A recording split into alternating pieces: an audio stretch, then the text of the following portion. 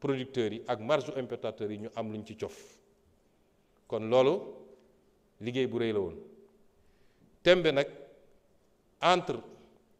li nga xam ne moom la ñuy def ak comportement acteurs yi sur le terrain mun na am wuute looloo tax les services du ministère du commerce di def liggéey bi ñuy def doonte léeg-léeg si wàllu jumtuwaay seen doole xaw naa néew waaye ñuy def li ñuy def di def le contrôle économique pour être sûr que ñi ngi maîtriser affaire yi flambée des prix bi ngeen wax moom ci li ñuy jot ñun ci rapport mu jóge ci service ministère bi su amee it c'est à la marge te découlewul ci la réalité des prix mais comportement acteurs yi ak spéculation moo koy andi loolu nag contrôle moo koy mottali am na it ci li ngeen laaj yoo xam ne mi ngi ñëw suñu kanam ndax am na liggéey boobu ba léegi tooguñu kon nañ def liggéey bi ak ministre du commerce ba jàpp nañ ni ci fan yu soreetul dinañu annoncer la seconde phase des mesures de réduction encore du coût de la vie te bii pas ñu teg ko ci liggéey boo xam ne liggéey bu dal la ñu def ko suñuy partenaire fii ci réew mi mais def ko aussi sur l'international xool nu ñuy def ba réduire la chaîne d'approvisionnement les acteurs ba nga xam ne yenn coût additionnel yi ci doon am dañ ko ciy jëlee masalan ci ceeb bi ak yeneen yu mel noonu am na liggéey yu am solo ñu ci def yoo xam ne am nañu yaakaar ni ci lu soreetul dina am loo xam ne kilifa réew mi dina ko jébbal Sénégalais yi incha allah waaye prix yu bëri fi mu ne nii prix yu stable la lii nag ñu yàgg wax ni solution bi nekkul ci lii solution bi mi ngi nekk ci naka la ñuy def ba produire ñun loolu mooy suñu perspective ñun parce que réew moo xam ne la ëpp li ngay soxla da nga koy jéggaani tu dépends du marché de l'étranger et des chocs exogènes laaj ngay lu jëm ci subvention yi neew ñu dañ koy lever de manière brutale et aveugle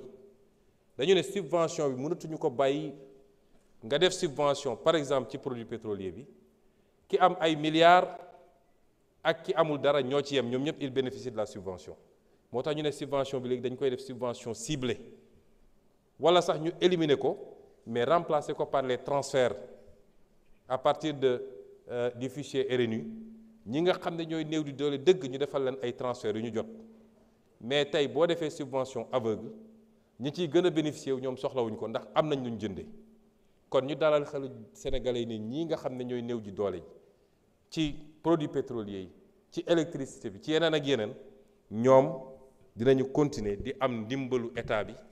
amaana sax dinañu yokk ndimbal googu parce que boo ci génnee ñi mën nga yokkal tuuti ñi mënut loolu tam ñu leeral ko affaire deux roues yi liggéey bu am solo def nañ ko ci jàpp ma sax ni résistance bu am solo amoon na manipulation amoon na ci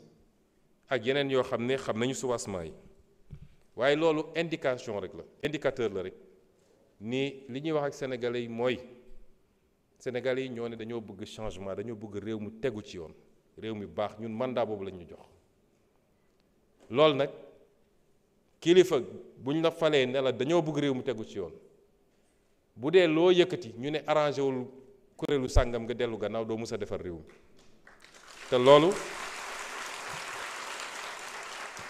te loolu moo tardeel Sénégal te li ci ëpp nag ki ko doon bañ sax bu demee ba ci biir moo ciy gën a njëkk a gis njëriñam moo tax la responsabilité de l'autorité c'est de faire le bien des populations quelquefois malgré elles-mêmes ça c'est la responsabilité du dirigeant et je pense que l'opération se passe très bien bu ñu paree phase bi dinañu évaluer ndax lépp a ngi ci biir ci lu ñu war a régulariser ñi nga xam ne mënuñu régulariser lu ci bëri problème mu papier la CMC wala yu mel noonu ci biir am na ñoo xam ne ils sont de bonne foi am na ñoo xam ne moto yoo xam ne la dañ koo def affaire u séeréer kon mënuñu dajale lépp ne dañuy régulariser l'opération se passe très bien li ci ëpp ci ñoom régulariser nañ la ci des nag on verra au cas par cas incha allah bu ñu ci tollee parce que la gouvernance c'est être ferme quand il le faut mais c'est aussi faire preuve de flexibilité et de compréhension parce que ñëpp suñu njaboot lañu. déguerpissement yi nga wax ñun li ñuy def rek ci li ma mujjee daane léegi lañ koy defee li yoon wax lii la mais nañu xool nu ñuy defee mesure d'accompagnement ak nu ñuy defee yërmande réew. Je vous remercie, Monsieur le Premier ministre.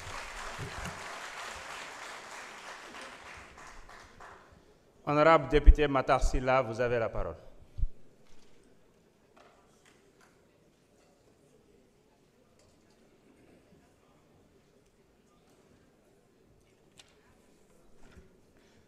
Merci beaucoup, Monsieur le Président. Merci beaucoup, Monsieur le Premier ministre, chers membres du gouvernement, chers collègues. Monsieur le Premier ministre, le rapport d'audit de la Cour des comptes sur la gestion des finances publiques entre 2019 et 2024 a fait ressortir de graves manquements aux principes de transparence et de bonne gouvernance. Depuis quelques mois, le gouvernement évoque d'autres audits qui font ressortir des manquements aux règles de bonne gouvernance. Qu'en est-il exactement et quels sont les constats de ces audits? Elimaanu jëwriñ bi ñu ngi lay nuyu di la jaajëfal yow ak sa gouvernement ci liggéey bu am solo bi nga xam ni def ngeen ko. Gis nañ ne am na rapport audit boo xam ne nii Cour des comptes génneel nañ ñu ko ci diggante 2019 ak 2024 buy wane ne am na njuuj njaaj yu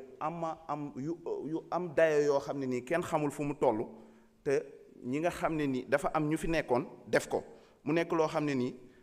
dem na sax ba kawe suñu njort ci bor bi nga xam ne nii moom lañ déclaré woon ne ñoom bor bii lañ fi bàyyi bor boobu sax ëpp na ñun suñu dayo te rapport yooyu génnee na ko ba indi sax ci li nga xam ne nii maanaam mooy gasax ci budget bi nga xam ne ñoom moom lañ fi bàyyi woon ak ci fi ñu nekk nii mu nekk loo xam ne nii lu am solo la. Ma doon laaj aussi état bi am na ay audit yoo xam ne nii lancé woon na ko ay càmbar ñuy laaj càmbar yooyu noonu fan la ci toll ak lan moo génnee ci càmbar yooyu ci foncier bi ci énergie ak contrat yeeg loolu noonu yëpp moom lañ doon laaj ñu ngi leen di sant di leen gërëm. jërëjëf honorable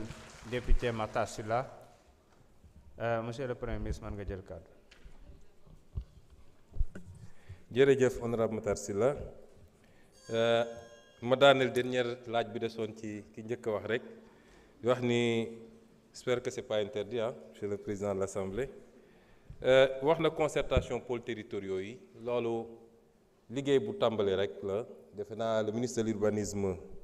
et des collectivités territoriales mi ngi ciy def liggéey bu am solo concertation yi démarré wul tey avec le président de la République te du jeex tey dafa fekk rek mu waroon dem ci bor boobu mu profitoo ci def lu mel noonu waaye li nga xam ne ministre bi mu ngi koy liggéey te ñu présenté ko en conseil des ministres mu koy continuer élaborer bu ñu paree l'ensemble des acteurs seront associés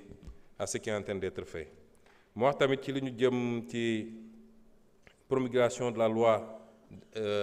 d'orientation agro-sylvo-pastorale bi nga xam ne ñu ngi ci te lu bëri ci li nga xam ne conflit ak éleveurs yi war na koo mën a régler entre éleveurs yi ak béykat yi ci laaj bi ñu laaj dafa wax ci audit yi auditu Cour des comptes bi benn audit la woon bu am solo mais moom dafa porter seulement sur les finances publiques waaye am na yeneen yu bëri yoo xam ne ñu ngi ciy liggéey bi ñu toogee ba léegi dañoo lancer ay audit yu ci bëri mun naa ne am na yu ñu ci finaliser ma mun cee lim yi nga xam ne Cour des comptes moo ko def muy li nga xam ne dafa jëm ci les dépenses financées sur ressources extérieures au profit du CETUD dans le cadre du projet BRT ak l'audit sur le contrôle de la gestion de l'Agence nationale d'insertion et de développement agricole ANIDA, l'audit sur le contrôle de la gestion de l'ANPEJ, l'audit bi nga xam ne moo porté sur les licences de pêche, sur le programme PUMA, sur le programme PUDC yi nga xam ne nag inspection générale d'État moo ko def IGE boobu tam mën nañ ci citer les grands trains du Sénégal ak le fonds de développement des transports terrestres, le fonds d'entretien routier muy le FERA, les chemins de fer du Sénégal, les dépenses liées à la subvention du Fonds mondial de programme national de lutte contre le paludisme, l'audit du centre hospitalier Roi Baudouin de Guédiawaye, l'audit du programme d'appui au développement agricole et de l'entrepreneuriat rural. yi nga xam ne ARCOP moo ko def ci marché public yi am na audit des marchés de l'Office des forages ruraux, l'Office des lacs et cours d'eau, la Société nationale des eaux du Sénégal SONES yooyu yëpp boo ko boole yi nga xam ne les inspections internes ci ministères yi ñoo koy def muy audit yu bëri yooyu boobu mën nañ ci lim yi nga xam ne moo jëm ci la situation administrative et budgétaire et financière du ministère des Sports, la situation de l'ex-ministère de la Jeunesse, de l'Emploi et de l'Entrepreneuriat, la gestion du secrétariat général de la Biennale des Arts, la gestion de l'édition 2023 du FESNAC, l'audit du personnel du ministère de l'Agriculture et de la Souveraineté alimentaire,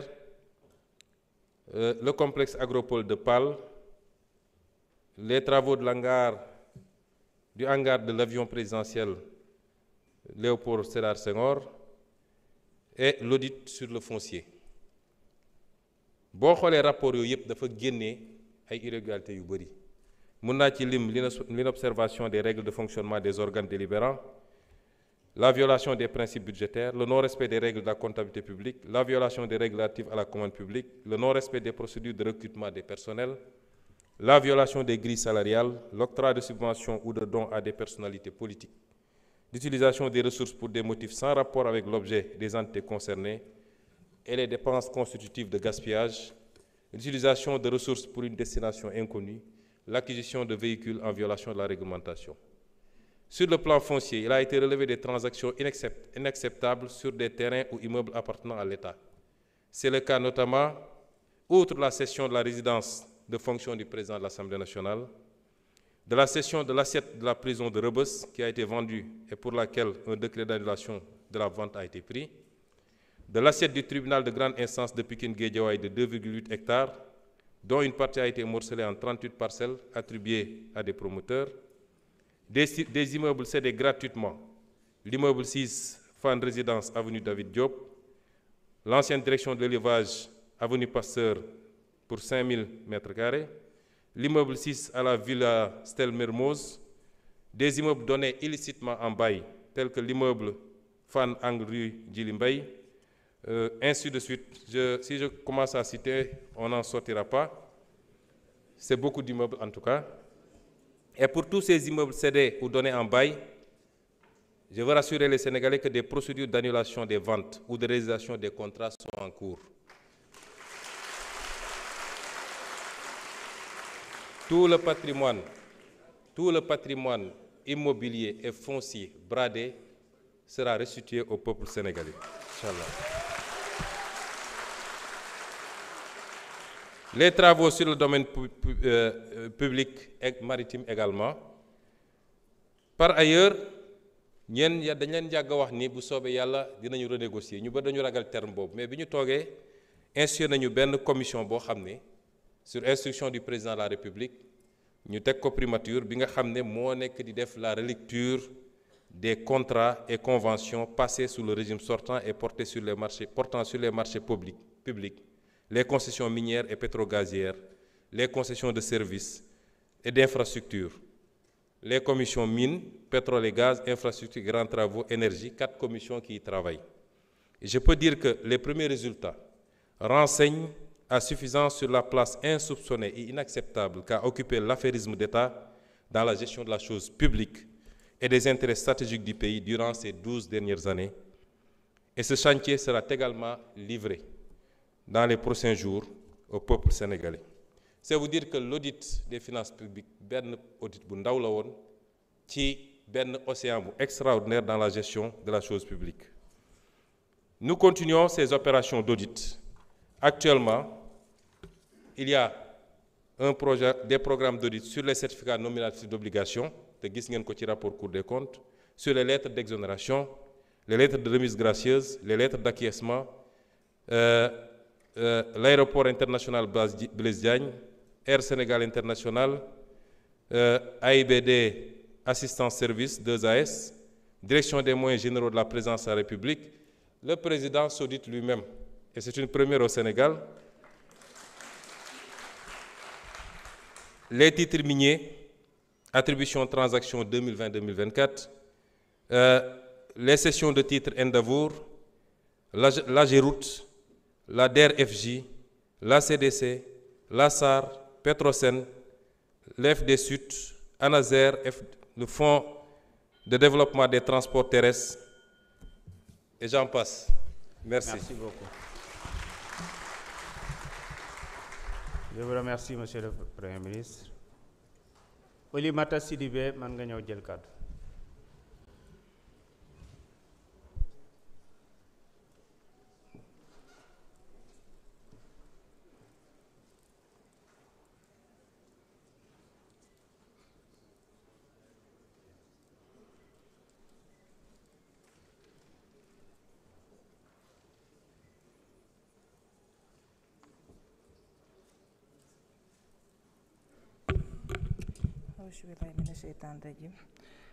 Merci beaucoup, Président.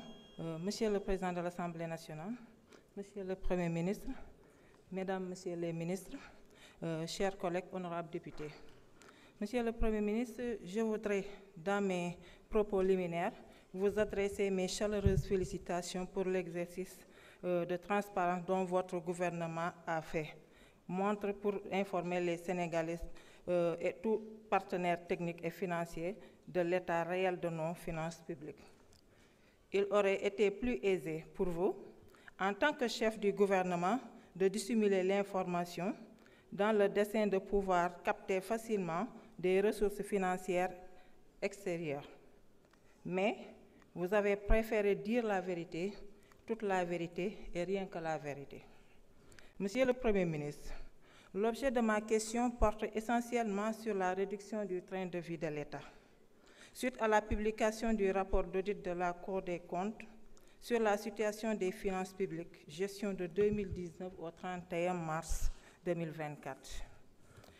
Ce rapport d'audit a fait ressortir de graves dérives budgétaires qui mettent en mal des marges de manœuvre du gouvernement en ce qui concerne les dépenses de fonctionnement et d'investissement.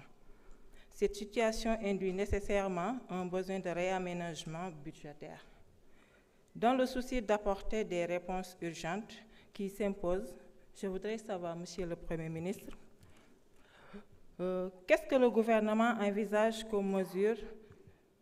de réduction du train de vie de l'État pour faire face aux effets négatifs causés par ces dérives budgétaires? Donc ma bantu ko ci wolof gannaaw bu ñu sante yàlla julli ci yonente bu tedd bi sallallahu alayhi wa sallam may sant samay ñaari waajur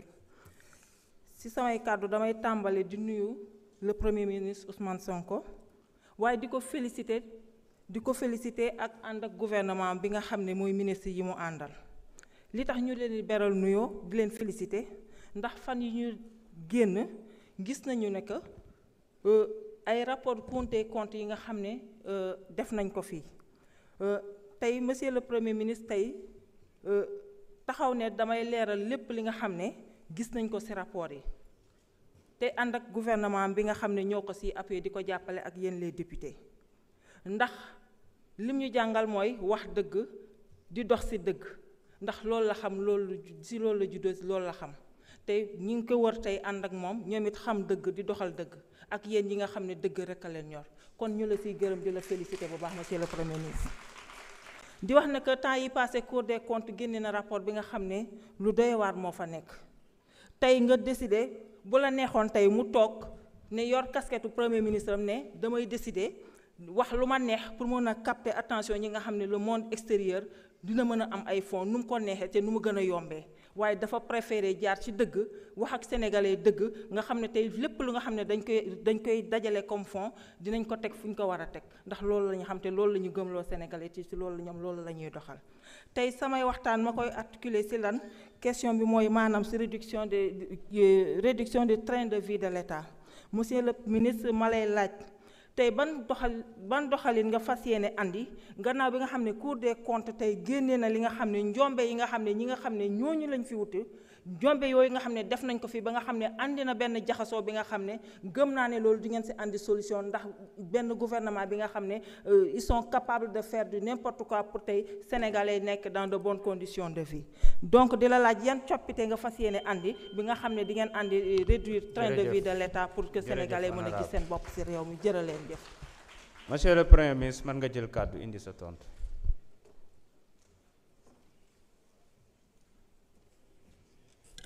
Merci honorable député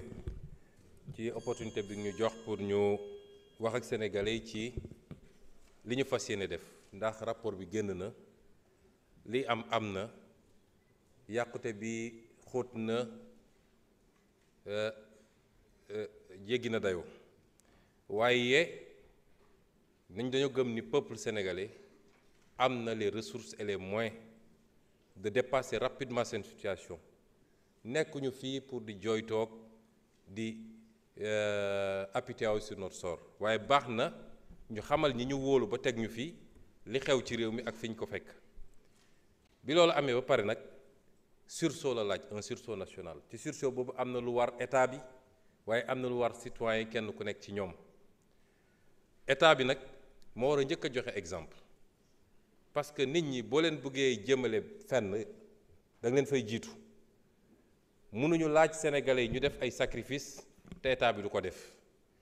yan sacrifice la état bi bëgg a def am na loo xam ne ay mesures correctives la yu jëm ci finance publique pure sur et dure defe naa keroog ci seen conférence de presse ministre bi àddu woon na ci te amaana su dee laaj ñëw na ci loolu moom na ci àddu mënoon naa ko faram-fàcce waat ci ay mesures yu gàtt waaye comme temps bi léeg-léeg daf ñuy xaw a manqué ma jëm directement ci li nga xam ne mooy les mesures de réduction du train de vie de l'État. Ces mesures commenceront par la rationalisation des agences d'exécution. Des manquements graves ont été relevés dans la gouvernance économique et sociale de ces entités, marquées entre autres par une inflation des agences. Agences yi bëri na demoon nañu ba réew mi da ngay dagg agence pour placer benn client politique benn responsable politique sans que mu répondre ci benn cohérence d'ensemble. ñu ne bu njëkk bi mooy il faut que ñu rationaliser agence yooyu nga xam ne non seulement inflation am na mais bor gu bëri léegi day am ci agence yooyu boole kook agence yi dafa dem ba nekk nag centre des œuvres sociales boo xam ne kuñ ci teg rek la ngay njëkk a def mooy sama clientèle politique naka laay def ba fat leen donte correspondre ak un besoin et à des emplois effectifs. réew mi am na ñoo xam ne weer wu ne ñu fayeeku te mosuñoo dem bërëb bu ñuy liggéey ñu boole ci loolu nag day jur masse salariale boo xam ne tey état bi egg na foo xam ne état Sénégal attanu ko parce que nag lii ñuy wax ni yëpp li ko andi mooy un état qui a voulu vivre au-dessus de ses moyens li ko andi mooy yàkkamti ak nekk dans la course électorale du prochain mandat dinaa ci dellu si waat yooyu yëpp nag nga boole kook gestion boo xam ne c'est une gestion inefficiente et enfin ay choix d'investissement yoo xam ne yu douteux la yoo xam ne opportunité bi de établir ñu ko te résultat ñu ci doon xaar amul à ce titre au plus tard à fin juin 2025 les agences d'exécution et de structures administratives similaires ou assimilées dont les missions se chevauchent seront regroupées et d'autres dont les missions peuvent être efficacement prises en charge par des directions centrales ou d'autres administrations non personnalisées de l'État seront supprimées. Des mesures d'accompagnement seront mises en œuvre pour préserver les intérêts des travailleurs. À titre indicatif, je peux mentionner déjà la fusion du Fonds d'impulsion de la microfinance, du Fonds national de la microfinance et du Fonds d'appui à l'économie sociale et solidaire. Ces trois fonds qui répondent à la même vocation. La fusion du Fonds d'appui à l'investissement des Sénégalais de l'extérieur et du Fonds des crédits femmes diaspora. La fusion de l'Agence nationale pour les énergies renouvelables et de l'Agence pour l'économie et la maîtrise de l'énergie. La fusion de l'Office national de formation professionnelle et du Centre national de qualification professionnelle. La fusion du Fonds d'appui à la promotion de la petite et moyenne industrie du Fonds des petites et moyennes entreprises et de l'Agence de développement et d'encadrement des PME à des PME. La fusion de l'Agence sénégalaise de promotion touristique et de la Société d'aménagement et de promotion des côtes et zones côtières, SAPCO. Le regroupement du Fonds de crédit pour les femmes et du Fonds national de l'entrepreneuriat féminin. La suppression de l'Agence nationale de la maison d'outils. La rationalisation des structures dans les secteurs de l'emploi, de la construction, des mines, entre autres. Le même exercice de rationalisation, ce n'est pas une liste exhaustive, l'Uni Liguel. Et le même exercice de rationalisation sera opéré au niveau des services centraux de l'État pour mieux optimiser l'organisation de l'administration. Les modalités d'intervention dans les collectivités territoriales par le PUMA, le PUDC et le Promoville seront harmonisées pour mieux rationaliser les crédits qui leur sont alloués. Pour la rationalisation des dépenses de personnel, dans le cadre de la rationalisation des dépenses personnelles, il sera procédé d'ici à la fin du mois d'avril 2025 à un audit de l'effectif réel dans la fonction publique, à l'identification des agents et leur catégorisation par hiérarchie, ainsi qu'à une application rigoureuse des taux, des éléments variables tels que les heures supplémentaires, les primes et les primes de rendement. Il sera mis en place, avant la fin du mois de juin 2025, une interface entre les applications de la solde et des 6 budgets afin d'avoir une situation exhaustive des dépenses de personnel et des états d'exécution à temps réel pour faciliter la reddition des comptes. Dans le cadre de l'effort national, un rebasing salarial sera opéré en vue de rendre plus équitables les niveaux de revenus entre les corps pour les classifications similaires. Les mesures idoines seront également prises pour dénicher et mettre un terme au cumul. Cumul du bénéfice de l'indemnité de logement avec la jouissance d'un logement administratif, cumul de fonctions, un dispositif de suivi rapproché et rigoureux sera mis en place pour éviter les dérapages. Dans le même ordre d'idée, il sera procédé à l'analyse au plus tard à fin mars 2025 des mises à disposition, des détachements